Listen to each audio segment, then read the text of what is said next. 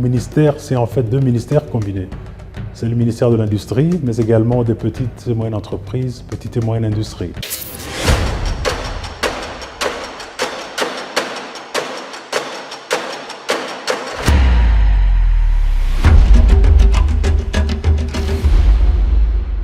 Une des grandes actions phares que j'ai pris comme priorité, c'était de viabiliser ces structures-là.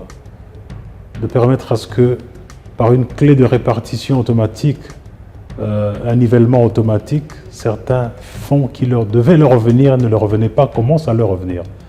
C'est ainsi qu'une première tranche de plus de 7 millions de dollars leur a été versée. Cela leur permet de commencer finalement à jouer leur rôle. Mais nous sommes allés même plus loin.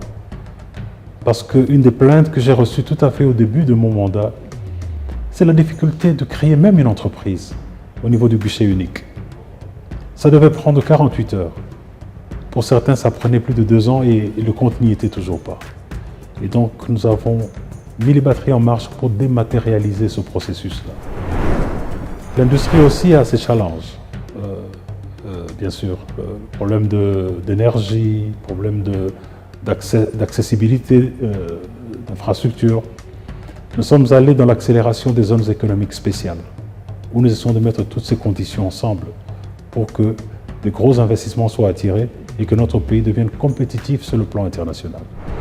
C'est en cours de construction maintenant la zone économique Kidmalebo, à côté de Maluku, et en province également, certaines zones économiques spéciales, notamment celle où j'ai déposé la première pierre il y a à peine un mois à Kolwezi, à Musompo. Celle-là sera plus dédiée à la chaîne de batterie. D'abord, je tiens aussi à saluer l'esprit entrepreneurial qu'il y a dans les deux Kivu. C'est un esprit entrepreneurial extraordinaire. Aujourd'hui, ces jeunes gens produisent même des turbines, des microcentrales et autres localement pour créer de l'électricité et faire leurs affaires. Je salue cela. Et donc c'est dans cette lancée-là que nous avons également refinancé la sucrerie du Kivu. C'est bien dommage que cette guerre soit venue, mais qu'à cela ne tienne.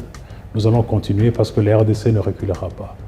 Nous continuerons à créer des richesses avec les fils et filles de notre pays, parce que c'est ça le grand défi qui nous est lancé au travers de ce plan d'action gouvernemental. Aujourd'hui, nous avons réorienté la politique du FPI pour financer en priorité les projets à caractère agro-industriel, pour la transformation de nos aliments localement.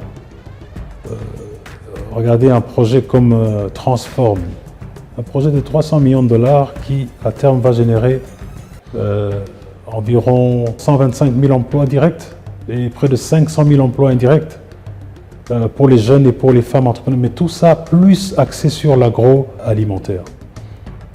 Et tout cela ne va que donner des fruits. On voit beaucoup de projets pilotes qui démarrent ici à Kinshasa, mais en fait nous avons 145 territoires. Nous sommes vastes de 2 345 000 km². Et dans chaque partie de notre pays, il y a des entrepreneurs. C'est pour cela qu'au sein du ministère, nous avons pris le temps nécessaire. Nous avons mis les intelligences ensemble pour savoir comment nous développons l'entrepreneuriat sur toute l'étendue de la République. Nous sommes arrivés avec un plan très ambitieux qui va nous demander 600 millions de dollars chaque année sur les 4 ans à venir, 5 ans à venir. Cela va nous permettre de développer plus de 6 millions d'emplois, et même bien au-delà. 600 millions de dollars, c'est beaucoup d'argent. L'État ne saura pas tout faire, l'État pourra financer une partie. Nous avons aujourd'hui dans le pipeline entre 5 et 8 milliards de dollars d'investissements potentiels qui peuvent venir chez nous. Nous sommes en discussion pour que ces financements puissent venir booster l'effort que nous faisons.